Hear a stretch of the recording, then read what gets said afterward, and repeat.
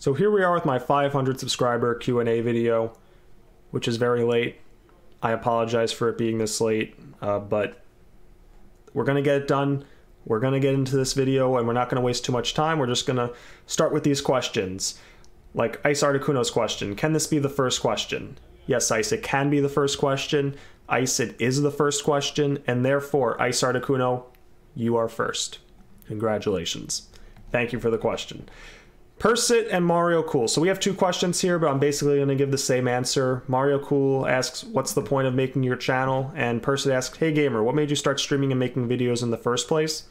I'd say it was just me wanting to take what I was doing when I wasn't recording anything or wasn't streaming and putting it on the internet. You know, taking what I was doing in my free time and making a bit of a hobby out of it. Maybe people, after I put it on YouTube, would see what I'm doing and might enjoy it, might be entertained by it. They might learn something about the game. As long as you get something out of my streams, you know, that's what it's all about to me. And that's what motivates me to stream and what motivated me to make the channel and start making videos and eventually transitioning to streaming once I got really lazy and just stopped editing my videos and started realizing I was basically doing streams, but just recording them instead of doing like a live stream. So because when I started doing videos, you know, I did things, I did a lot of editing and cutting things down in the videos, and eventually I just got tired of doing that, and I realized, you know what, instead of doing what I am doing, I can just stream. And then, I mean, the only thing with streaming was at a point I couldn't really do it as much as I wanted to because my computer at the time wasn't that great. But once I got my new PC I had for about a year, I was like, you know what, let's start actually streaming, and that's what I did, and that's what I've transitioned to. And even though I do make videos every now and then, usually short videos, streaming and sometimes just videos that are stream highlights, streaming is what I really enjoy doing now, and just the chat interaction and being able to interact with other people while I'm playing the game is really cool. So that is why I stream, and that's why I started streaming. And thank you for the questions, Persit and Mario Cool. Reborn756 asks, if you're Arantula's alter ego and Matt is Ash Yoshi Charizard, who's Matt's alter ego?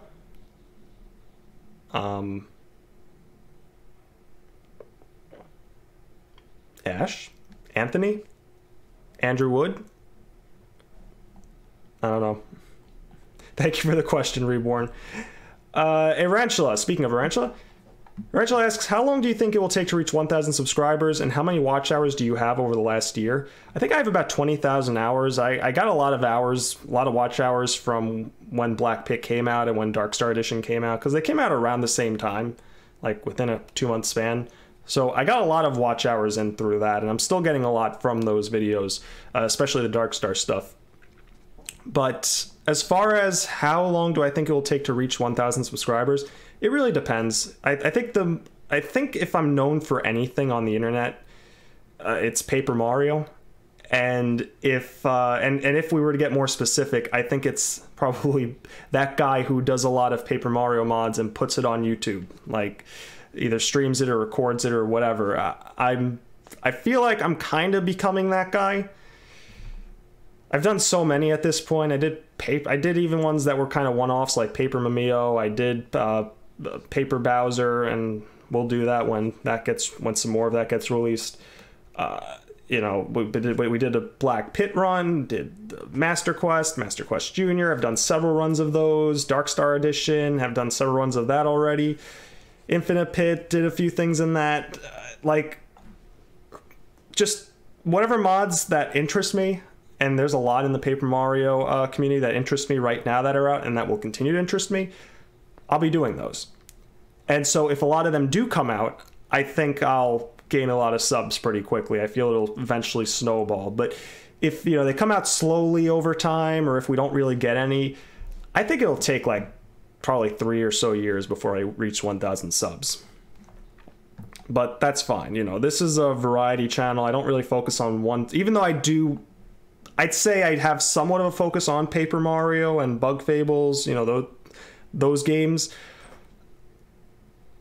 I have been branching out more. I have been doing other stuff, and I think sometimes people will subscribe to me thinking, oh, he's only going to do Paper Mario content, and then see I do things like Resident Evil or Them and Us, or I don't know, whatever other games I end up doing, Metal Gear Solid, God of War, and they're like, oh, well, all right, never mind. And then they see their inbox flooded with stuff, and then they unsub. So, you know, how long it takes to reach, I'd say probably about 3 years. Unless we start getting a bunch of Paper Mario mods released, then maybe it'll be like within, it depends. If we get a bunch of Paper Mario mods in the next year, I think I could hit it within the next year. Like if we got 2 or 3 big ones, like Wishing Upon Abyss, the TTYD 64 thing that Dexter's working on, and I don't know, Paper Bowser, just as an example. Even though Paper Bowser's not going to be released all at once, but you get the idea. That's what I think. So thank you for the question, Arantula. Transgendal asks, what would you do if you randomly got shouted out by a massive streamer and instantly gained like 10,000 followers or subscribers in YouTube's case? I would say thank you to the streamer. I'd say thank you to everyone who joined. I'd maybe take a look at why I got that shout out. Was it a video that I did? Was it a specific stream that I did?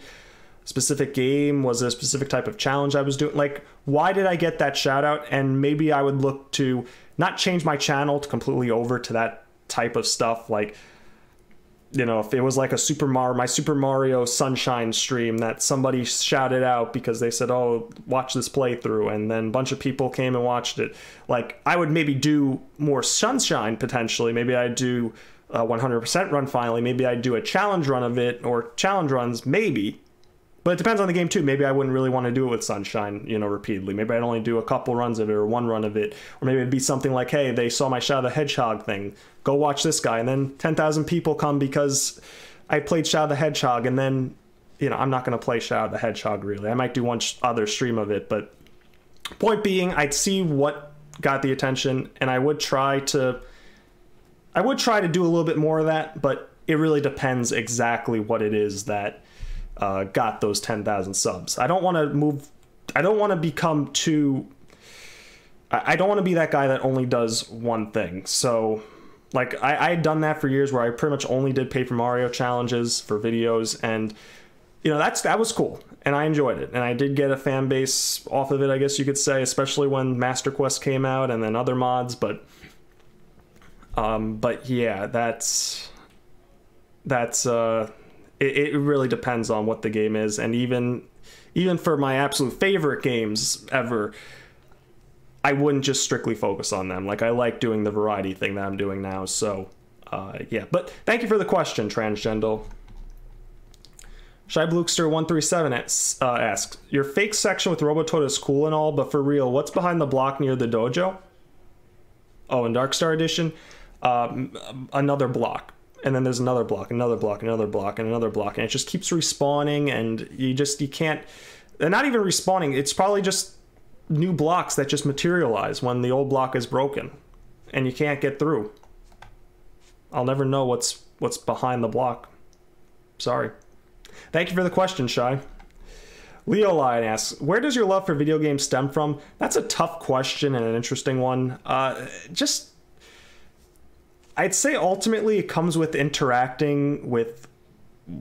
I'd say when I was younger, it was interacting with whatever was on the TV and just being able to control what's going on there. Like, being able to control a video game character like Mario through levels or whatever, and kind of having some control over the world, even though it is all... You know, when you really break it down, it's all pretty linear in a lot of games. Not every game, but a lot of games are very linear, and there's a specific way you got to go, and there's only specific things you can do. But I'd say that's where it initially started. And then, you know, playing games with friends, you know, not online, because I've never really been a big online gamer, even though I have done a couple games online, and have done a bit in them, but... You know, it's mostly about that, and then otherwise, just as of late, it's playing games. Kind of actually what initially got me into games, and that's, you know, falling in love with being able to control what's going on the TV. But not really that, but more so just being able to play a game that has a great story and being able to kind of control things as we go. And especially in a game that gives you some RPG elements. Like, one of the reasons I love the new God of War 2018 is because it really lets you customize the character Kratos and make him how you want to make him and use the moves that you want to use. It doesn't... Like, there are probably, I don't know the specifics because I haven't dived that deep into the game, but there are probably things that are, like, objectively the best things to do in that game, like there are in Paper Mario, where certain strategies are just, they're better than other ones. But it doesn't mean those are the only ones that you have to use, and it doesn't mean that those are the only ones that are good or even great. Like, you have a bunch of different things you can do, and that type of character building to play in the story and seeing a great story play out is... You know, that's what gets me going with video games and what keeps me engaged and what keeps me entertained by them. So thank you for the question, Leo Lion. GlitchyBot404 asks, does patrolling the Mojave make you wish for a nuclear winter? No, but you know what does make me wish for a nuclear winter? Those legionaries in Caesar's Legion telling me about the slaves that are spreading stories about the burned man again. And they tell me it over and over and over again. And everyone just says it. So I hope a nuclear winter comes in, freezes them out, assuming that's what a nuclear winter does. I assume so. Just makes everything super cold, freezes them out, because they like living outside and in little huts that probably wouldn't work well in the winter. I don't know. And then just completely just kills all of them.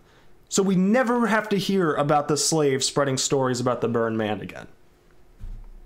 Thank you for the question, GlitchyBot404. Anthony asks, can we please see that beautiful face of yours? Anthony T-Bird asks that. And yeah, you can actually. When I get to 9,986,000 subscribers, you will see my face. Whether it's beautiful or not, I guess you'll have to wait to find out. Thank you for the question, Anthony. And then the final question is, what has motivated you to keep doing stuff on YouTube for so long? Andrew Barkin asks. I kind of touched on this earlier, I think, but just my love of video games and what's kept me engaged in video games, the streaming, being able to interact with the chat and interact with all of you as you come to the streams, and you know, I play a game, I mess things up, or we have funny moments or some rage moments or whatever, and again, being able to interact with the chat, being able to kind of build up a fan base, or just people in general who are entertained by what I'm doing, and either entertained or, like I said, learning something. Knowing that there are people out there that are getting something out of these streams and getting something out of my videos, that's what really keeps me going with YouTube. And, you know, I'm an introvert. I don't really do much outside. Like, I do have an outside social life, kinda, sorta, but it's very limited, and that's kind of how I like it. I do prefer, you know, spending my time on my own, streaming, making videos, or not even that, just doing whatever I want to do. And streaming and making videos is something that I've really enjoyed doing over the last couple of years. So, well, streaming for the last couple of years and videos for the last over 5 years, 5.5 years, I think it's been about. I have to see, I think it was August 2016 is when I started making videos on this channel. I had done channels beforehand. My first ever channel was back in 2006, and I did some Resident Evil 4 stuff, but it was all basically the same thing that got me started, the same thing that got me motivated. But this channel here, this GamerFourFun channel, it's gone on far longer than any other channel I've had in the past. So I don't really see it ending anytime soon. But yeah, that's pretty much what's kept me going. So thank you for the question, Andrew Barkin, and thank you everyone for the questions today. I hope I answered all of your questions to your liking. I hope you got what you wanted out of this Q&A video. If you do have any follow-up questions or any additional questions you want to ask, leave them in the comments. I might do another Q&A video, or if we get enough questions, or I might just, I don't know, I might just respond to them each individually. I might do both. I don't know, but we'll see. But thank you, everyone. This was the 500 subscriber Q&A video. Late, but it's here. And yeah, that's all I can say. Thank you for watching, and I'll see you next time.